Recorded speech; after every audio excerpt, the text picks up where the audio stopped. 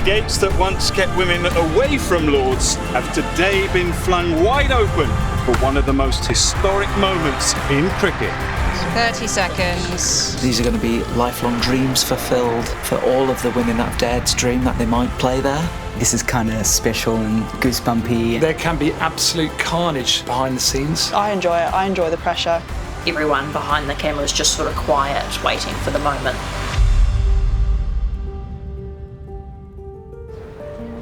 Hello. Hello. Congratulations. Thank you. I'm going to stick you in between 90 and Tash. Lords is the home of cricket. It's regarded as the pinnacle in the cricketing calendar. All the overseas teams want to play here, and Test match cricket is regarded as the #1 format of the sport. There's a nervousness, there's a weight of expectation. It's the first ever women's test match at Lords. When I arrived to Lords in the past, I've often sort of been a little bit hesitant because for so many years it did keep women out. You know, it was only in 1998 that they allowed women into the long room and they had that vote then. Rachel Hayhoe-Flint is one of the pioneers of women's cricket for all the work that she did both as a player and administrator and journalist. The MCC acknowledged her. 1884 was the first men's test match, you know, so for hundreds of years these gates kept women out, and now all of a sudden they've been renamed after one of the legends of the game, the Rachel Hayhoe-Flint gates.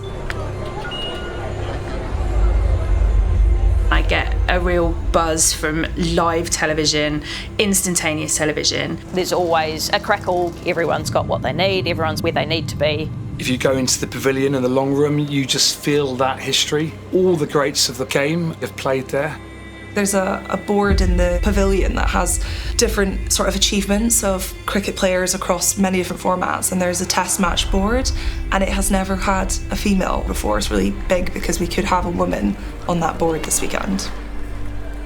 Lord's Cricket Ground has seen many of the game's most historic moments, and it's on the cusp of another. I'm directing the test match at Lords. You feel that sense of occasion. It's a real privilege. This test match is so important. It shows how far women's sport has come in this country. Here we go, start by 7.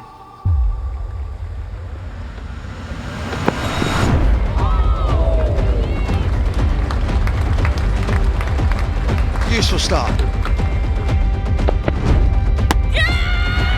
Me and Mel are going to be on commentary in a minute, so while that's happening we keep an eye on the cricket, both on the screens and obviously listening to our co-commentators who are over there, just so that we align. The last thing you want to do is repeat what your commentators just said.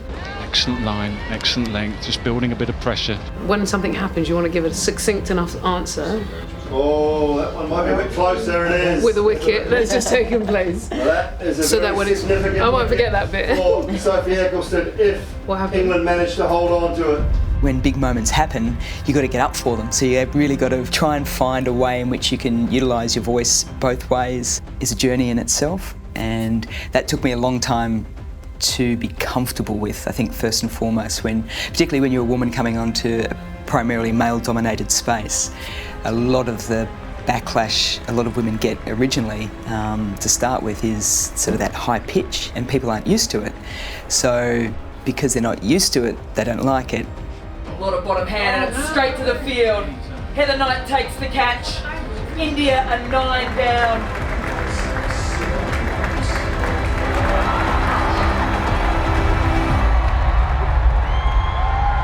I'm actually 4th generation in broadcast, which is pretty crazy to say.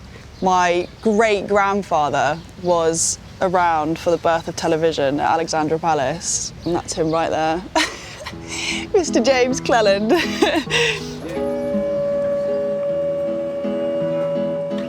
This is where all the cameras live. So a vision broadcast engineer like Darcy is kind of working to make sure that the picture that you receive back at home in your television is as perfect as we can make it on site. She also helps make sure that all the equipment on site works, so she will rig monitors. She looks after the stump cameras to make sure those are all in focus and the picture's looking really great. It's a really important but very unseen role within the broadcast. One small slip and, you know, it could just go all the lights would just go crazy. But you're dealing with about 4 or 5 cameras per person, so you're always touching down and comparing it to the main camera. Not a lot of people get to go to Lords, so from a broadcast point of view, being able to capture the emotion and the atmosphere for the people at home is definitely one that I'm proud of. It's the people behind the scenes that make us look good. Happy people. That's the job. Happy people. Hey, Daggers. That's the job. Christy's a legend, right? She's a legend and should be paid far more. We take a lot of pride in our work. We put in long hours, or... Here we go. Who's this? Hello.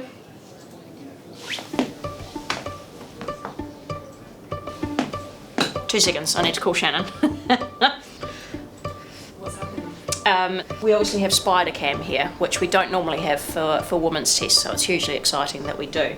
But as it's moving while the players are running into bowl, its shadow is crossing over the pitch and the playing surface, which if a batter sees that out of the corner of their eye, it can be quite off-putting.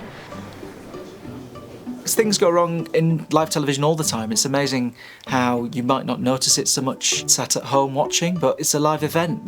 Things are being pulled and prodded and unplugged and plugged all the time. I've had a commentator go down. There was an injury on the field and Rachel Haynes just got up and she walked behind the big screen that we were commentating off and collapsed. Rach is a very empathetic soul, and because she'd seen the injury, she knew she was going to faint, so she took herself out of the commentary box so she didn't faint in the chair, but couldn't quite get out of the studio in time. So that was all going on, looking after her while still commentating. If Spider could please not have their shadow cross over the pitch while players are running into bowl. You're welcome. Thank you. Cheers, bye. Good. Well done.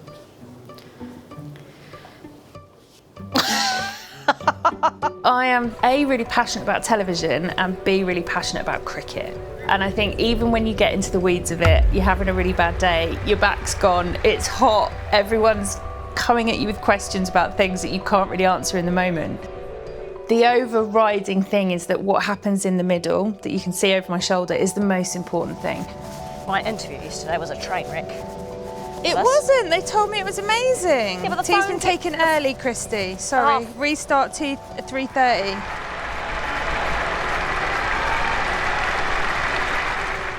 Why are you carrying the TV? Basically RF, so we're wireless, we're doing all that kind of cool stuff. So we take it out to the middle, take it out everywhere. We've always got one cable over there, and yeah, it means our commentary team can see what's going on, see the analysis. Yeah, for us it's vital because you sometimes have to talk over images or pictures, so you're hearing the director like I am right now talking, and you need to be able to know what's going on. So it's always vital to have this, and we're always screaming. If we don't see it, we're like, where are you? We need you. I'm looking for Mel.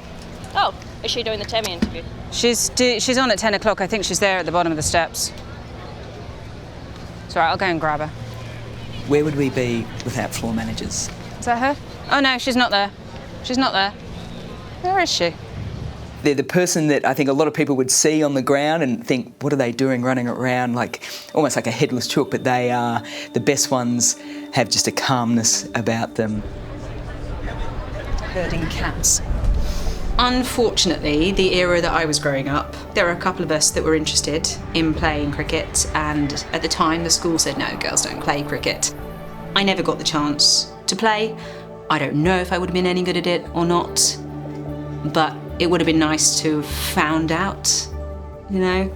And I think that's what's so amazing of all the women who came beforehand, prior to this team, who have had so many obstacles, who've not had that many opportunities, who had to fight tooth and nail, work twice as hard as male counterparts to get half as far.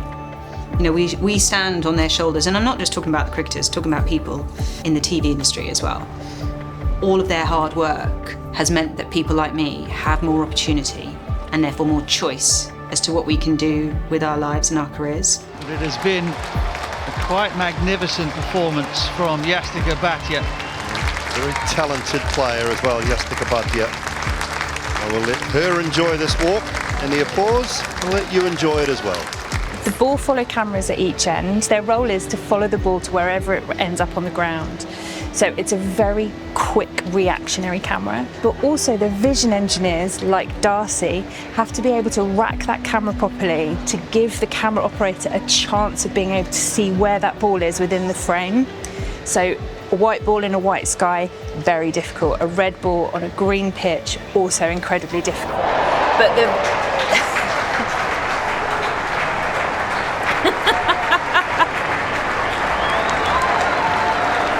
So Sophie Eccleston has just become the first English woman to appear on the honours board at Lord's with a 5-wicket haul in 1 innings of a game. The best thing about filming live broadcasting, I think, is capturing moments that will be repeated forever. Just being a part of history.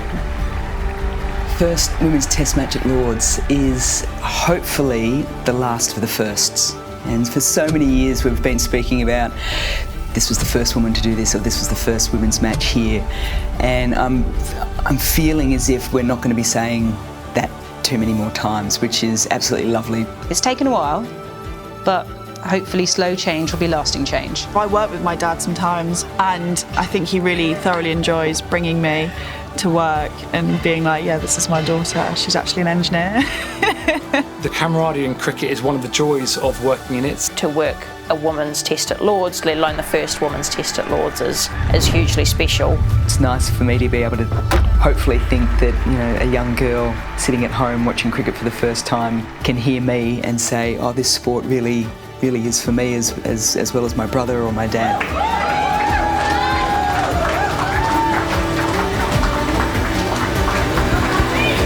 Is the women's honours board next to the men's? It's all going on the same one. So there's no separate women's honours board? No. That's so cool. All on the same. Yeah. Also, they've run out of wall space. Got to work smarter, not harder, everyone. The squads have got bigger. Build a bigger pavilion.